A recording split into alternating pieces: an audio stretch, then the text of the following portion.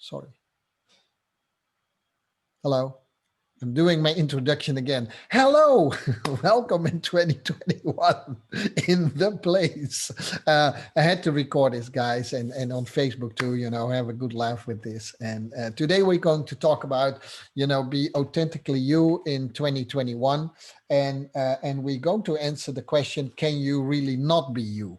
Is it actually possible to not be you, right? Because we hear, so I skip a little bit over the intro and go a little bit faster in it. So we often hear that like, oh, today I was not you. Okay, and then who were you then? Right? Yeah, that was not really me, that was yelling at you.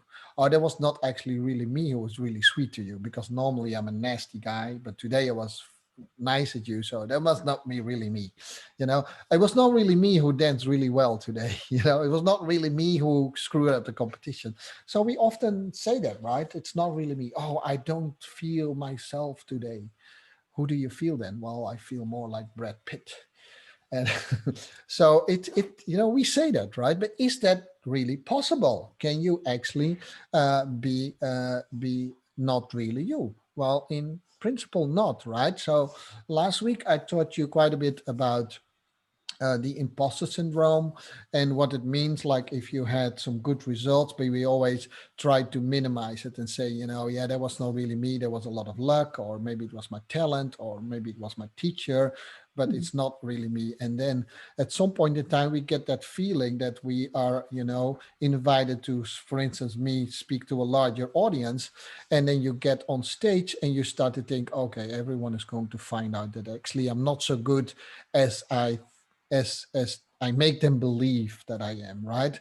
So even with writing a thing like a best-selling book, even have been teaching for many years. I gave you the story last week when I was teaching where some top dancers and top instructors were watching my lecture, and suddenly I thought, okay, I'm actually a big fraud. I actually am, you know I don't know what I know, and it's all I can fool all these people that don't know left from right in their feet, but now that I have teach people who actually really know how to dance, I don't do that. And it shows up, right?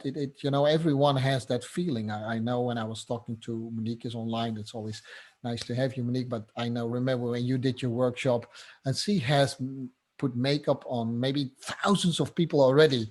But when it became a workshop and she had to teach people who does not even know the difference between an eyebrow and an eyelash, she still was like, oh my gosh, and what now? And if I can do that, and it's weird how that works, right? Because everyone is looking you as the expert, and you don't feel like an expert at all. And sometimes we call that false modesty, and in other cases we don't do. And so we start to overcompensate. We start to either make jokes, or we start to immediately mention our accolades. What I have that a little bit.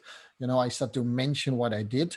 Another thing that I have, what we didn't talk about, I start to drop names. We call that name dropping, right? I start to mention all the people that I know, to give myself at least a little bit of feeling. You see, I am somebody, but you are already somebody. You don't have to, you don't have to do it. The only thing that I could do is that people say, what a bragger, or I could give people a bad feeling saying, oh man, he wants to know that he met Donnie Burns. And well, I met him once in person, and it was when he was walking his dog, and it's seriously true. And so it had nothing to do with dancing. But we do that constantly, right? There are people, and I know them in my inner circle too, that actually are still doing that, name dropping, and they go to Blackpool actually only to meet important names. As long as they can say, hey, hello, I said hello to Arunas. Okay, fine. A big deal, right? Does that make sense? So we do that, and that's all part of the imposter syndrome. But I also, I was studying it a little bit more, and then I start to come across, if you want to be authentically you in 2021, and I made a little post of it, and I got some reactions this week from some people saying, hey, actually, I'm very interested in what your ideas are about, being authentically you. I want to be more in my power. I want to be less held down. I want to reach more. I'm constantly walking a little bit in the same trap as before, and I don't want that in 2021. Your post, Jean, be authentically you, and be, I framed it slightly differently, but just be really you. um, I want that. And how can you do that? Can you teach me that? So I literally had a few talks last week to give people some directions in that area. And I thought, hey, that's maybe a good thing for the place as well. Can you ever be not you? Can Hans not be not Hans, right? I mean, you're always Hans. You might not like the Hans that he is today, and maybe you like the Hans that he is, at work.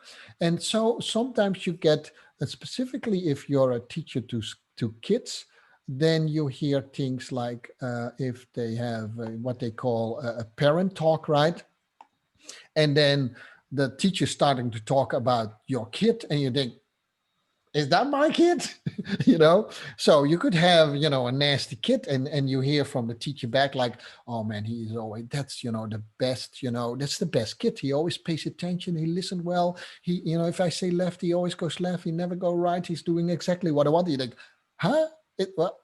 Am I, am I in the wrong class? Can you show me the picture of the guy we're talking about? He said, oh, he's sitting next to you. Oh yeah, that's my son. Yeah. So, or the other way around, because I have super well behaved kids. My kids are perfect, right?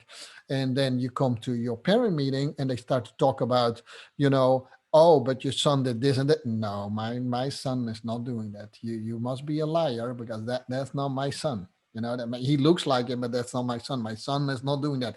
It's perfect.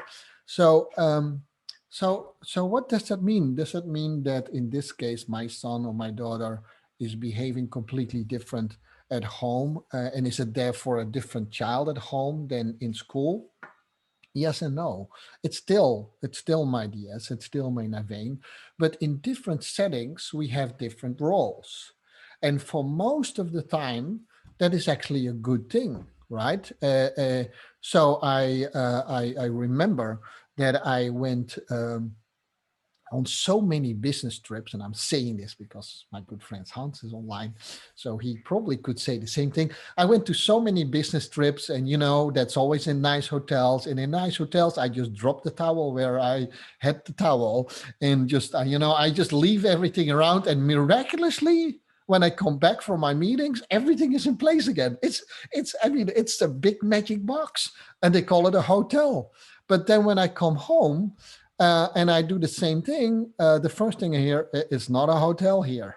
I said, it's not? I thought it was. So that magic box only works in that certain place. So my behavior, and I have to be a different person in the home. Maybe I should pay better attention in the hotel too.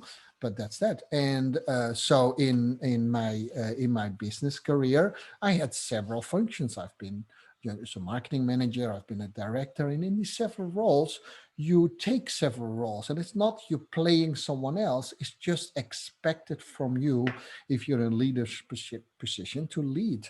But it doesn't necessarily mean that if you come in my class as a student, that you can have that, then you just be a student. I've been teaching that for many years. I say, if you come to my class and you want to learn the most from it, be a student. And a good student, has an open mind, right? If you're still in your leadership role, you might kind of want to lead me instead me leading you, and you don't get the most out of your private lesson. Does that make sense? So every place that you're in can have a different role, but you're still, in this case, Hans, or you're still Belinda, or you're still Monique. Only once in a while, Monique, well, not once in a while, often Monique is Monique the mother, but that doesn't mean you're the slave of the kid. Sometimes you have that feeling, right?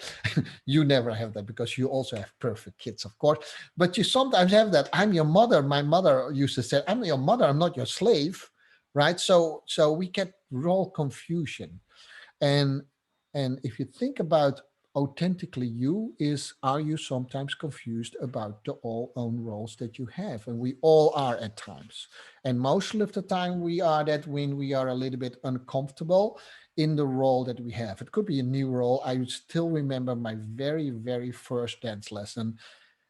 Gosh, that they ever actually paid for it, it's still a miracle, and still not asking money back from for that. But everyone remembers their first lesson, right? And when they were teaching, Hans and Belinda are teaching now quite a bit too, so I'm sure they start to say things that I said, and hopefully it has the same effect. And sound really cool when Sean said it to me, but I'm not sure if they got it. But you have to find your own way, right? But that's where you start, and it's perfectly fine. That doesn't mean I'm not you, but you were maybe, Hans, a little bit shy in that role because you were in a situation like, oh, I don't really know what to do here, but kind of remember my lesson from them. And you know, and that's a really good thing, right? So but once in a while, we in an uncomfortable situation, something comes out of you and you don't want to have that. Like, so I have a little bit of a nervous thing when I'm not sure of myself what I do, I start to make jokes. That's a little bit how I know from myself that actually I'm not so confident. So if you really know me well and I start to make too many jokes, that typically means that I'm not confident. If I don't make any jokes at all, then something is really off as well, right? So that's a little bit, everyone has his own thing. When you see that often in, like I said, job interviews, right? I think I gave last week, I gave this example of people who came into this job interview, and this person wanted to talk English to us and my colleague, which was appropriate, but English was not so good. And accidentally she started to say the word shit a few times. And then at some point in time, she even said shit. I didn't want to say shit, but I said shit. So that was true. That's a true story. We always use that as a joke in our company since the day that the woman was not hired, unfortunately. But you have that, right? You want to say, I don't know, you meet a cute girl that want to make a pass on, and and then yeah, last week I said shit. That's right.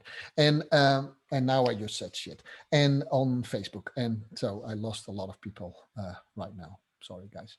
But see, someone is distracting me. So that's really me. I'm very quickly distracted and stuff like me. If I'm not distracted, I probably read something from a paper. Um, but if you think about it for a moment, can you imagine a few situations where you have the feeling that it is not you, which is what we call layman terms, maybe correct, but I want to prove to you that it is still you, right? So normally that comes when you're very nervous, when tension comes up. If I work with people to get to a bigger competition or do stuff things, this is an exercise we do. There's a few steps, I walk you through it, is how you can actually land into you, right? So for instance, you meet a new girl at a bar and you want to make impression to her and you say stupid stuff, right? And instead of being really cool with her, so you come up with a cool line, but you say something dumb, right? That's a very common situation. Or in a job interview or in other situation like a competition, you don't know why you sometimes on the middle of the floor sometimes do something completely, I don't know. You start to say a person's name. I don't know what I did. I did often like two people around me. Why? I literally have no idea. But we do all these things, right? We do all these things that we don't want to do. We freeze. We do all these other things that we say that was not me. If we first accept that that crazy person in me, in Jean, is also me, if we accept that the person that maybe have a harder time to speak very quickly when you're nervous is still you, if we accept that the person that might not want to leave the door if they need to do something is still you, right? It's always you, right? If I am the person that lose count in my cha cha cha because I become suddenly deaf because I'm too nervous, it's still me, right? I'm not saying, because if I'm not accepting that as me, I'm hiding myself behind something else. Does that make sense? I'm hiding myself behind saying, okay, that's not me, and it gives me a better feeling. No, we're not here to feel a better feeling. We are here to become really us. And strangely enough, the moment you say that's still me who cannot count at this moment, right? Then actually it dissolves like that. Just like in an instant, that thing goes away. It's still me that, does not know how to speak fast, right? When I'm getting nervous, or maybe be extremely fast. That's also a little bit me. I can talk extremely fast. It's still me. Does that make sense? So someone might need to say, calm down. It's not really you, Jean. Normal Jean is very calm. No, normal calm Jean is never calm, right? It's always fast. Does that make sense?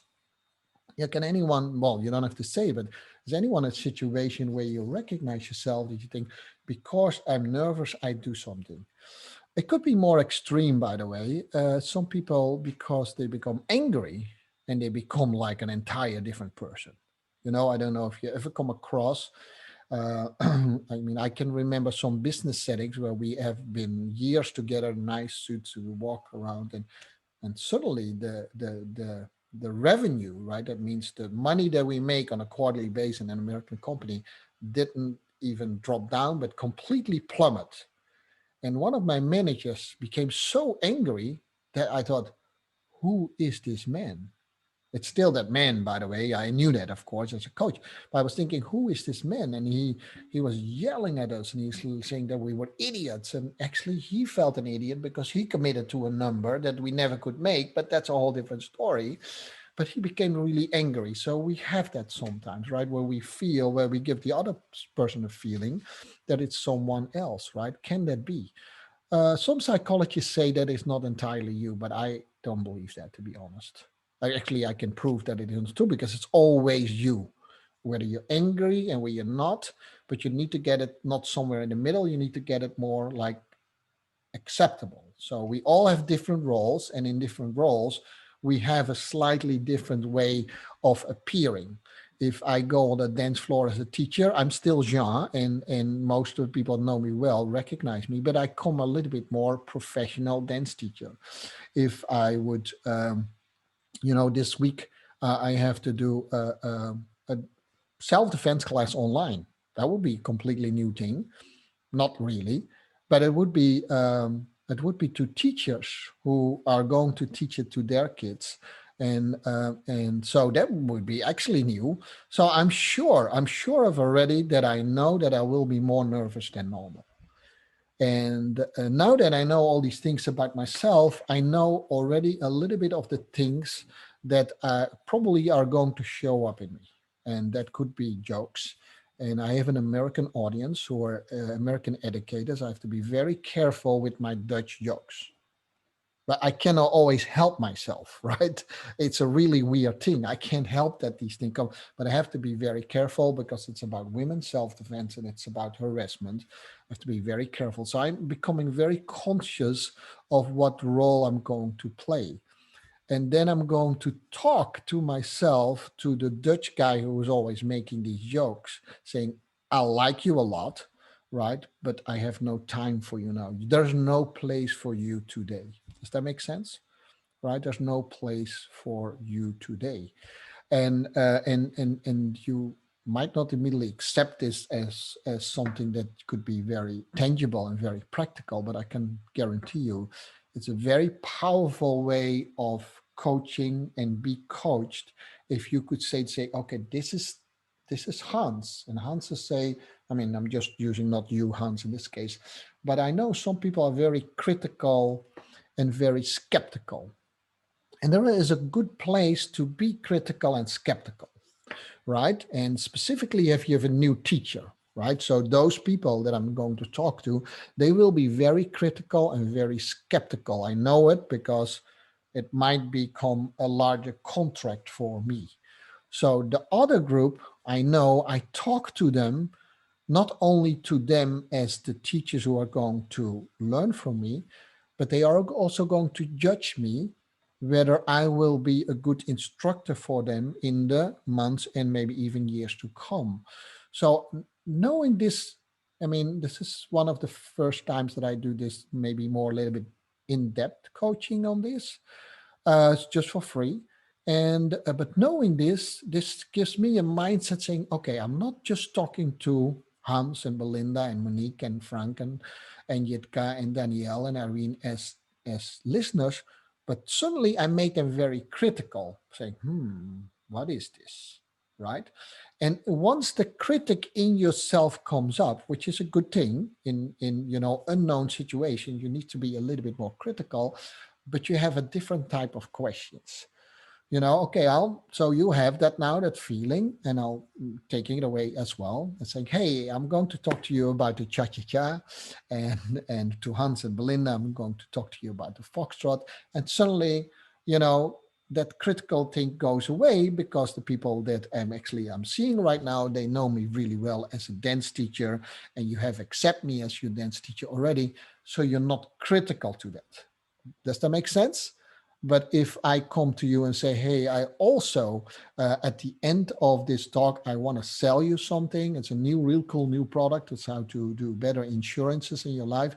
You would say, what? Suddenly you say, even if I do it as a joke, you feel yourself going in a slightly different way of listening. Does that make sense? Right? So I do one more for you, right?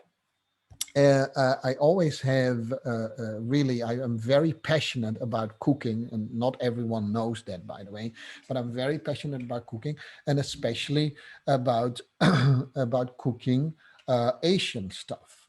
So wouldn't it be cool if I could give you a free recipe at the end? Has nothing to do with this, yeah, but it's really cool. I just discovered a new recipe yesterday, and at the place, next time, every time, I will give you always a free recipe. And you might say, hey, I like that. So that gives you a different feeling. It's like, oh, I'm getting something for free. It has nothing to do with the place, but at least I get a free recipe for free. I'm not doing that, by the way. So, but, oh, see, oh.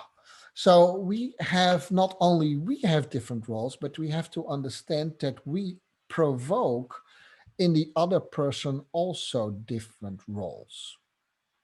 Does that make sense?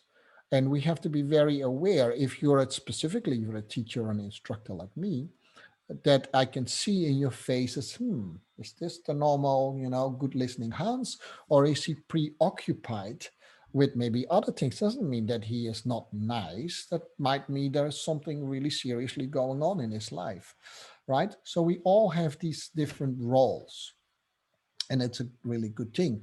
But the first thing you have to accept is that it is always you, no matter what it is. It's always you. If you accidentally became really angry and you smash something apart, it's bad, but it's still you. You cannot hide yourself by saying, "No, I'm really sorry, Belinda. I didn't meant to say that. That was not me. I'm not. I don't know what I was thinking." That is true. You did not know what you were thinking, but you can never hide yourself. That was not truly me, because it's truly you, no matter what you do, and that's taking responsibility of your own life. If you say, I make from my life a mess, I always in a constant fight with my parents, with my siblings, with my dog, my life is not going anywhere. It must not be me, because I know in me somewhere there's this beautiful person who can achieve the most beautiful thing. Both is true. That person is there in you, but if the other person who is in charge of actions today is not taking the actions, it's still you. You cannot hide yourself behind disease. You cannot hide yourself behind mental illnesses. You cannot hide yourself behind poverty. You cannot hide yourself behind age. You cannot hide yourself by any culture or sexual preference. It doesn't really matter. It's always you. There is no excuse. And that's a really hard lesson to take, guys, because a lot of people can't accept that. Does that make sense? So you want to be in 2021 authentically you and achieve way more than you actually have dreamed of. That's where you need to start, right? Accept that everything is you and everything is welcome. If you come ever to my coaching, and I know some of you have been, I never reject any of those personalities. You angry at me? Fine. Yeah, I know. After a while, we laugh anyhow. We start laughing, could end up in yelling at the end. Doesn't really matter. It's always welcome when we talk to each other. And so you should always welcome any part of yourself, no matter what it is. You can definitely judge it after all, whether there was the appropriate behavior in that moment. Yeah, that's something else. But it's always welcome. Never reject any part in yourself. If you're at the moment less confident, if you at the moment maybe more depressed, if you at the moment not the strongest person in the world, if you at the moment maybe the smartest person in the world, everything is welcome, right? Now, here's the thing. By nature, we feel a little bit more the darker sides of our person and a little bit more the lighter parts of of our personalities, right?